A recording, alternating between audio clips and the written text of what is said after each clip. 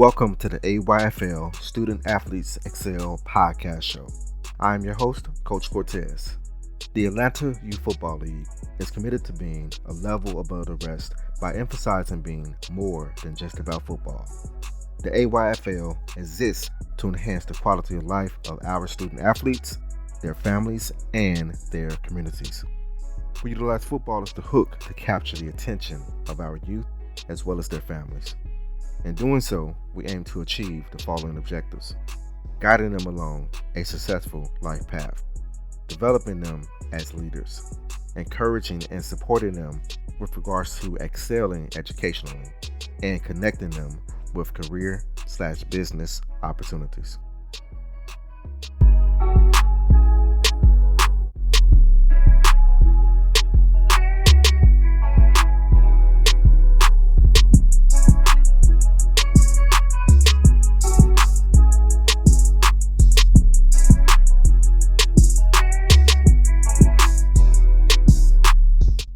We appreciate y'all for joining us for episode 2 of the AYFL Student Athletes Excel podcast show. In today's episode, we're going to talk about how did NFL defensive tackle Perrion Winfrey fumble the bag. You all may recall that in episode 1, I touched on the fact that just about 7% of high school football players nationwide will go on to play college football on any level, with just about 3% competing on the Division I level. Out of that original 7% that play any level of college football, about 2% of that group will go on to play in the NFL. Perrion Winfrey had touched that rare air. He was drafted in the 4th round of the 2022 NFL Draft by the Cleveland Browns, joining a defensive line that featured one of the best in the game, Myles Garrett. Perrion was a star on the field, a 3-star prospect during his high school football days. However, due to not meeting the academic requirements to play NCAA Division I football, Perrion did not receive a ton of offers coming out of high school. Nonetheless, he stayed the course, worked hard at a JUCO, Iowa Western Community College, and went on to become the #1 junior college prospect in the nation. He flipped that into securing a spot with a very competitive Oklahoma Sooner squad, going on to become a 2-time second-team All-Big 12 selection and a key player on a team that was ranked in the top 10 in the nation. His hard-working characteristic again revealed itself on the path to the draft when he earned the honor of being the MVP of the Senior Bowl. So here it is, Perrion, originating from his hometown of Maywood, Illinois, in the Chicagoland area, a product of Lake Park High School in Roselle, Illinois, consistently overcoming challenge after challenge after challenge. Sounds like the kind of guy that you not only want on your football team, but also on your life team. However, his mental discipline, his off-the-field decision-making capabilities, still needed some development, still needed some specific attention and focused guidance. The challenge that many people overlook is the very challenge that ended up leading to Perrion fumbling his football bag. You see, being equipped with the physical gifts and football IQ is one thing. Being equipped with the mental and emotional discipline is another thing. We're talking about physical development versus brain development. During his rookie season, his star teammate Myles Garrett had this to say about Perrion. We've used our voice a couple times, and at the end of the day, he's got to learn how to be a pro. Perrion wasn't shy about acknowledging being held accountable for his actions upon returning from a team suspension for what was essentially deemed as conduct detrimental to the team. Perrion would state the following: I would say every rookie coming into the organization learns things that they shouldn't do. I feel like people of my age, or people that are older than me, or in my same age bracket, we're all going through the same struggles of learning where you need to be and how you need to be there. I would say that becoming a pro is something every rookie learns how to do. Some people might say that Perrion is just skillful at knowing what to say, how to say it, and when to say it. Not me. I think he's a genuine young man. His talent alone would have gave him that rebound opportunity when he got into trouble with the organization during the season. But for him to say this, it speaks measures about his mental awareness and his potential for growth and development. Perrion said, It just let me know that this game could be taken away from you at any point in time. So just take it seriously, 24/7, and count your blessings. Just be able to realize that you're in a blessed position and take it seriously. Unfortunately, even though he finished the football season on the up and up, the off-season decision-making struggles got the best of him. On April 10th of this year, 2023, Perrion was arrested in Harris County, Texas, for misdemeanor assault against a woman he was dating. According to the court document, Perrion caused injury to the woman by grabbing and pulling her with his hand. Although the case was officially dismissed on June 9th, upon Perrion's completion of a pre-trial diversion program, it was another domino added to the now narrative that he could not get it together. And thereby, the second incident was the boiling point. On Wednesday, July 19th, the Cleveland Browns released Perrion after he was involved in a public incident on Tuesday, July 18th, which was partially caught on cell phone recorded video, whereas a different female, in which he had some prior dealings with, had attempted to reconnect with him, yet he ignored her advances, which led to the female calling him a derogatory term that starts with the letter P. The police report indicated the victim states that they were inside the hotel lobby when they observed suspect Winfrey walking through with a friend. She stated that she knows the suspect and has his phone numbers on her phone. The witness shouted out his name out loud, and when he didn't respond, the victim yelled at him, calling him a P word. Victim states that Winfrey became upset and started to approach them, so they exited the lobby, quickly heading north towards Euclid Ave. See, there is a such thing as street harassment, and that involves unwanted comments, gestures, or acts directed at someone in a public space without their consent. So when the woman called out to Perrion and he ignored her, that was the first instance of her harassing him.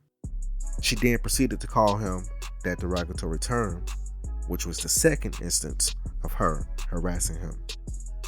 Now, don't misunderstand me. I'm not making excuses for Perrion. I don't agree with his subsequent actions. He needs to learn from this mistake. Student athletes that are listening to this message need to learn from Perrion fumbling his opportunity. I state what I'm stating simply to add context to the situation, because the way that it has been covered has been completely incomplete. Check me out. We don't know what Perrion has been through in his life. What if he felt threatened when that female that he at one point chilled with began disrespecting him? What if her doing that triggered some memories of trauma that he may have experienced in his lifetime? His alleged response, when put in that context, can be seen as defense mechanisms. On the recorded video, a male, the female described as being Perrion, can clearly be heard saying, "You know I got it on me." That's to say, don't play with me. You know what I'm about, and you know I'm strapped. What that female did was similar to a person in the woods proactively going over to a bear and poking it, then calling for help when the bear responds by responding with its form of aggression. See, it wasn't his fault that he was harassed, which is more than likely what Perrion was alluding to in his since deleted tweet, which stated, The truth will come out. however, it was his responsibility to make a better decision in the moment. Let's break that down. Perrion initially embraced those females being in his orbit. He willingly brought them into his social circle. Whatever happened, causing him to not want to chill with them anymore. But nonetheless, he allowed them initially to get comfortable with being in his aura. So silly females will do what silly females do. And a mature man would have overlooked this silliness and went about his business. Yet, in his immaturity stage, he took the bait, fell for the trap. And that's just the reality of the situation. Now let's get back to more of the story of that second incident. The primary female involved said they began to record him because they were afraid. Yet it's also likely that they began to record him to embarrass him, to set him up, or to obtain leverage for a payoff. And the reason I say that was a likely possibility is because of the language she used when he initially ignored her advance, along with the smirk that is visible on the still image of the video that she had recorded. One of those "I got you" smirks. She most certainly did not have the look of a person who was afraid. She had the look of a person who was either amused by the situation or turned on by the situation. Furthermore, in the police report, she indicated that even after Perrion allegedly took the phones from her, her and her friend followed Perrion and his friend down an alley and watched as Perrion and his friend hopped in the car and left the scene. So, she began recording because she was afraid. She indicated that she saw him with a handgun, yet still followed him as he went down an alley to go to the vehicle he was riding in. Anyhow, let's look at this possibility. Perrion and Ohio's hottest white girl, which is what she goes by on IG, met at a club. Perrion was feeling her look and was feeling the vibe. She peeped that he was moving like either an athlete or a dope boy, and she was feeling his vibe. They exchanged numbers, they kicked it a few times. More likely than not, she gave him a little bit of that spicy kind of attitude, and he wasn't feeling it. They probably got into it, and he cut her off. She felt disrespected or humiliated, and when she saw him at the spot that they both frequented, she made her move. And obviously, he wasn't operating on that vibrational frequency any longer, but wasn't equipped with how to properly distance himself from a potentially volatile situation.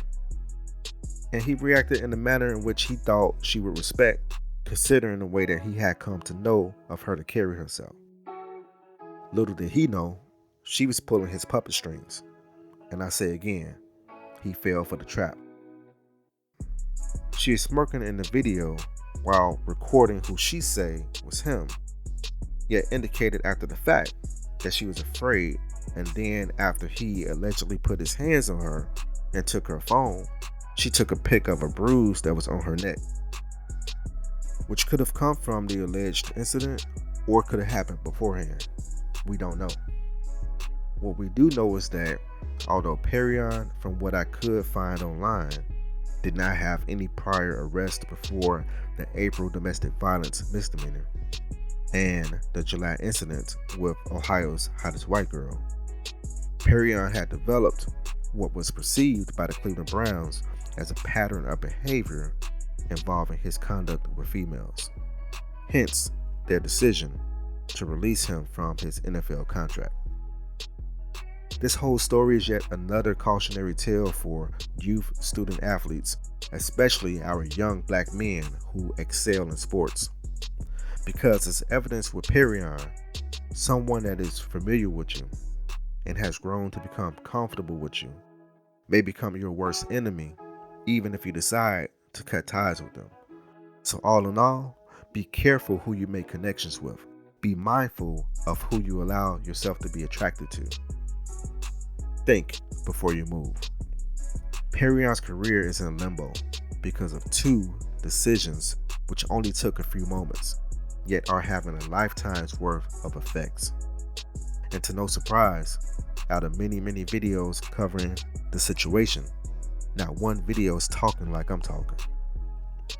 Not one video is examining the character of the character in which Perrion chose to affiliate himself with.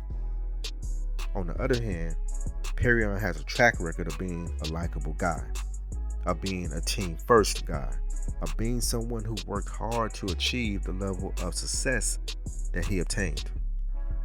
Perrion is on record saying that he needed to mature.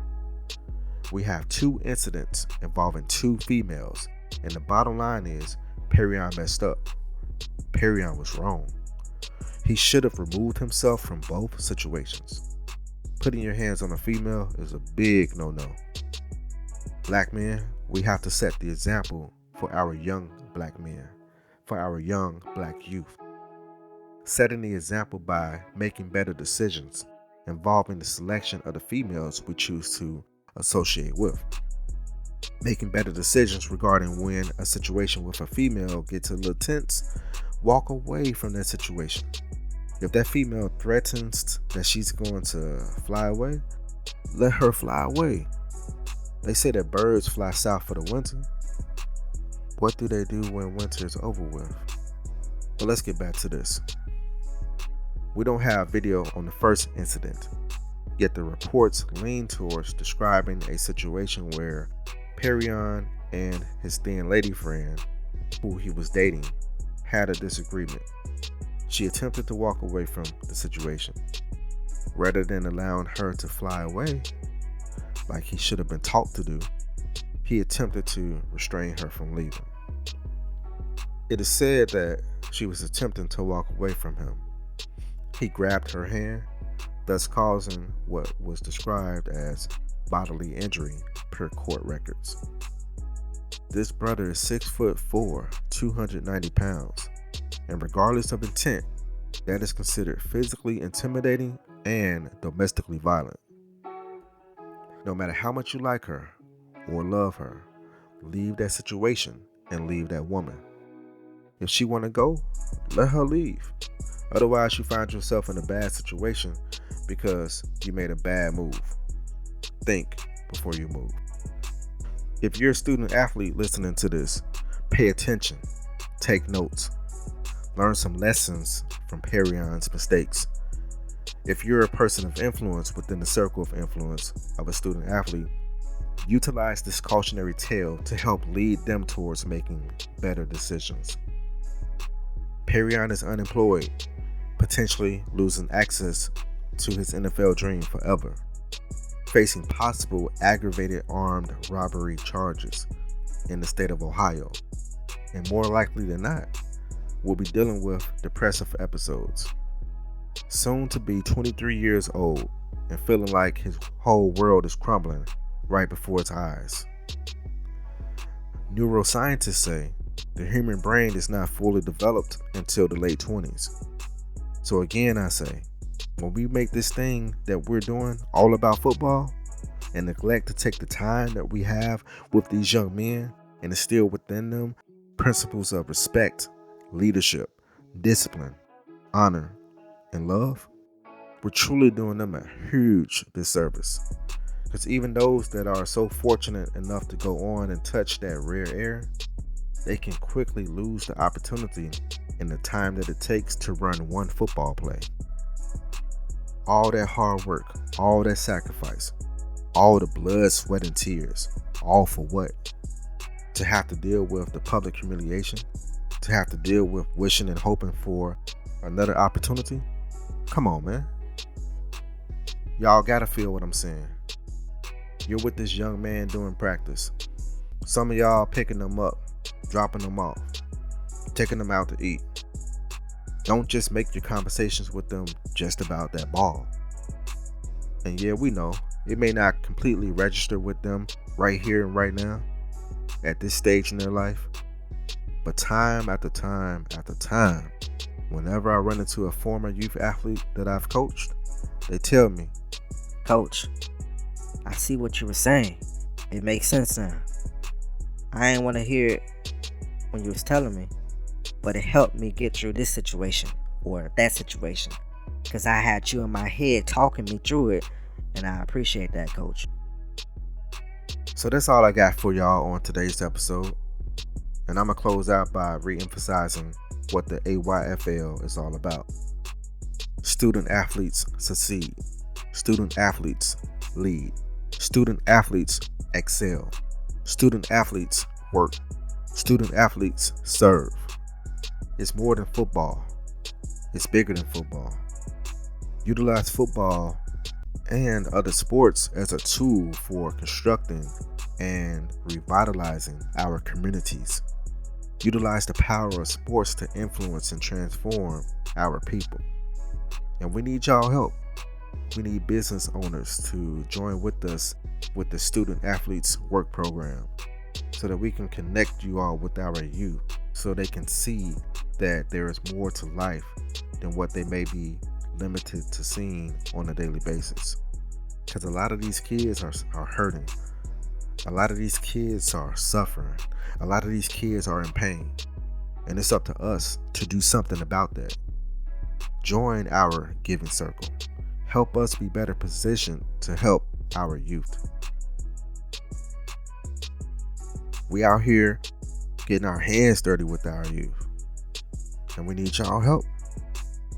We invite both individuals and companies to join forces with us to uplift, support, and inspire the youth of our communities through the programs that the AYFL is advancing. Financial contributions can be made either annually, quarterly, or monthly. Visit the Giving Circle page on our website at www.atlantayfl.org. Follow us and inbox us on IG at AtlantaYFL.